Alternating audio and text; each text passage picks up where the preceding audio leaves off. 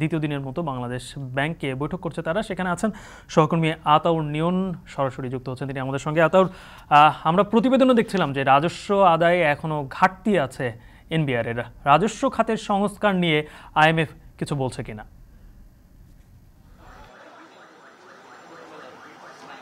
গালিব যেমনটি বলছিলেন, আমি এই মুহূর্তে মতিঝিল বাংলাদেশ ব্যাংকে আছি, যেখানে আজকে দ্বিতীয় দিনের মতো কিন্তু আইএমএফ বাংলাদেশ ব্যাংকের সাথে টানা 4টি বৈঠক করবে। সকাল 10টা থেকে এই বৈঠক শুরু হয়েছে, যেটা দুপুর 3টা পর্যন্ত চলবে। তারা মূলত গতকাল 24 তারিখ থেকে এই বৈঠকটি শুরু হয়েছে, যেটা তৃতীয় কিস্তি ছাড়ের আগে তারা যে শর্তগুলো দিয়েছিল সেই শর্তগুলো ঠিকভাবে পরিপালন হয়েছে কিনা সেই বিষয়গুলো খোঁজখবর নিতে তারা মূলত 10 সদস্যের একটি পরিদর্শন টিম বাংলাদেশে আসে। সেই টিমগুলো ধারাবাহিকভাবে সেই বৈঠকটা করছে। আপনি যেমনটি বলছিলেন যে আমাদের রাজস্ব ঘাটতি আছে, তার আগে আমি আপনাকে আরেকটি বিষয় জানিয়ে দেই যে শুধু রাজস্ব ঘাটতি নয়, তারা আজকে যে বৈঠকটি করছে সেখানে মূলত যে বিষয়টি তারা সামনে নিয়ে এসেছে সেখানে হচ্ছে এক্সচেঞ্জ রেট, তারপরে হচ্ছে মনিটারি পলিসি, এবং হচ্ছে যে আমাদের আগত যে 24-25 অর্থ বছর আছে সেখানে যে বিষয়গুলো আছে, যে সেখানকার অর্থ বছরে কি ধরনের নীতিমালা পলিসিগুলো বাংলাদেশ ব্যাংক নিচ্ছে, এবং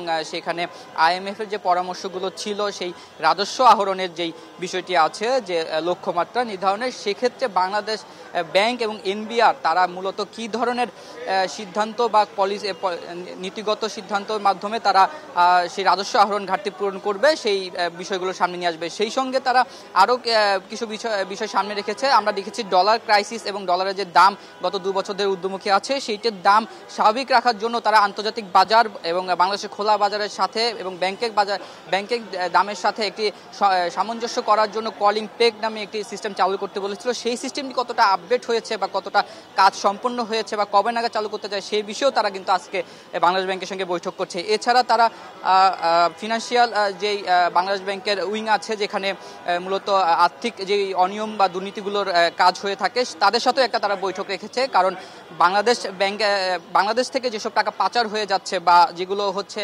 ব্যাংকিং চ্যানেলের বাইরে চলে যাচ্ছে, সেই টাকাগুলো আসলে সেই সব বিষয়ে বাংলাদেশ ব্যাংক কী ধরনের নীতি বা সিদ্ধান্ত নিয়ে কাজ করছে সেই বিষয়ে কিন্তু আইএমএফ বাংলাদেশ ব্যাংকের সাথে বৈঠক করছে। তো এই ছিল আমার কাছে আইএমএফ এর বৈঠকের এই মুহূর্তে সর্বশেষ।